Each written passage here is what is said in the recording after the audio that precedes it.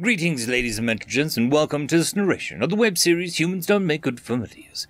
If you are new to the series, there is a playlist listed in the description. And as always, I hope that you enjoy. Chapter 24. Jake, POV. Sue and I parted ways for a few days while she traveled, but I told her to summon me immediately if she needs anything. She's called me at least once a day, via our telepathic connection, to fill me in on where she is and what's happening. On the first day, she stopped at a small village. On the second, she and her traveling companions camped on a mountainside. She said that it would probably be another 2 days before she arrived. Right now, I was out doing errands for Mum, who was feeling under the weather today and couldn't do them herself. She had given me a list of things to do: get groceries, put gas in her car, take food donations to a local homeless shelter, and send off a package. I was about halfway done so far. "Did you get the groceries?" Mum asked. We were talking on the phone after I called to check on her. "Not yet, but I dropped off the food at the shelter and put gas in the car already," I told her.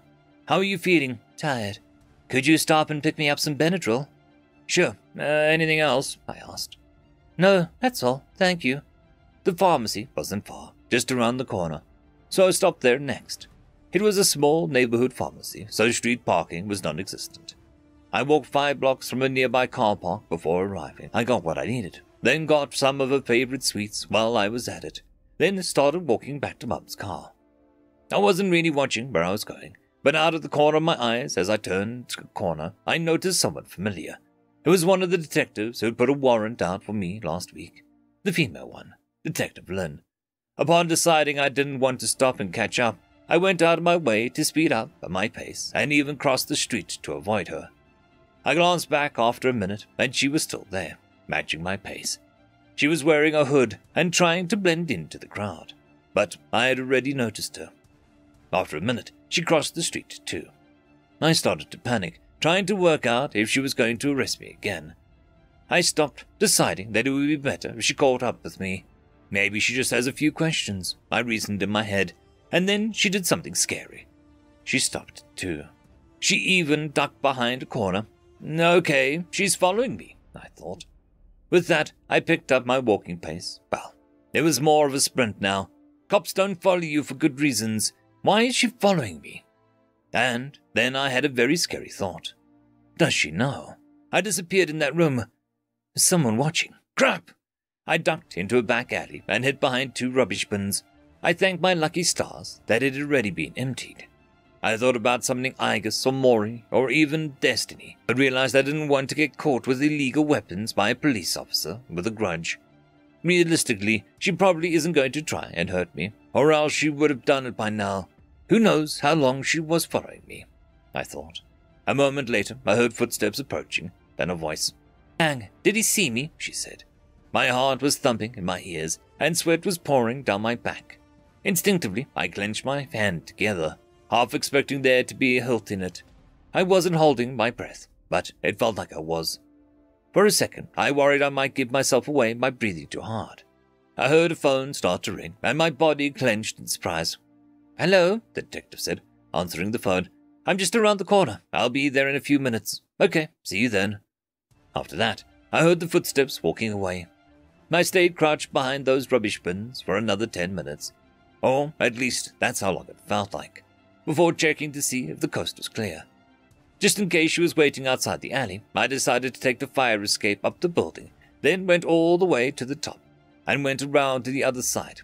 I even had to summon what little mana I could muster to boost my strength and jump high enough to reach the fire escape's ladder. Once I was sure that I was safe and safely back on the street, I called my mum and told her to go stay with a friend tonight. When she asked why, I told her what happened, and she told me to call Robert and file a complaint with the police department. After I hung up on her, I started walking back to my car and called Robert, my lawyer. "Hello, this is Robert Watterson," he answered. "Robert, this is Jake Vandal." He sighed. "What happened this time?" A part of me cringed, because I knew I was probably his most troublesome client. I caught one of those detectives following me around. What did they want? I don't know. But when I stopped to let her catch up with me, she ducked behind a corner, and when I crossed the street, she started walking faster. She followed me again. She even followed me into an alleyway. I hid there until I was sure she was gone. Okay, do you have any proof? No. I don't. I shook my head. By now, I was about to arrive at my car. Without proof, we can't do much. The best we can do is file a complaint with the police for harassment. We may have a case for that, considering what happened with the warrant. Okay, how do we do that? Tomorrow at about noon, come to my office, and we'll drive there together and file the complaint. Okay, I'll be there, thanks. You're welcome, But Jake, if this is going to stick, we'll need proof. With that, I got into my mum's car and hung up.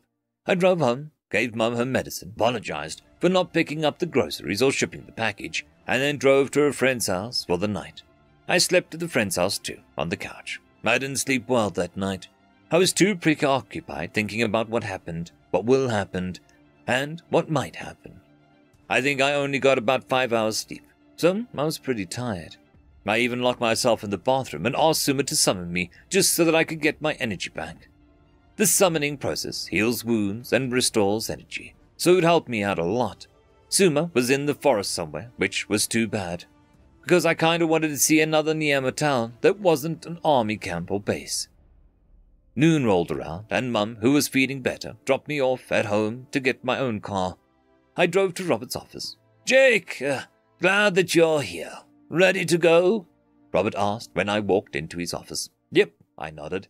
We got into Robert's car, a black sedan, and drove to the police station together. It took about 10 minutes to get there, and while we drove, he explained what would most likely happen. "They will question you. Filing complaints against a police officer is no small thing.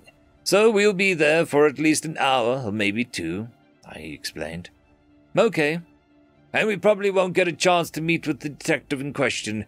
You said it was Lynn, right?" "Yes." "We're almost there. Are you ready?" The police station was right in sight now.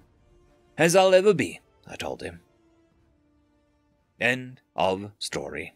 I would quickly like to thank the T5 channel members and Patreons. Caspar Arnholtz, Cam Maxwell, Lord Azrakal, It's Difficult to Pronounce, Dragzoon WRE, Holly's Sister, Arcadian.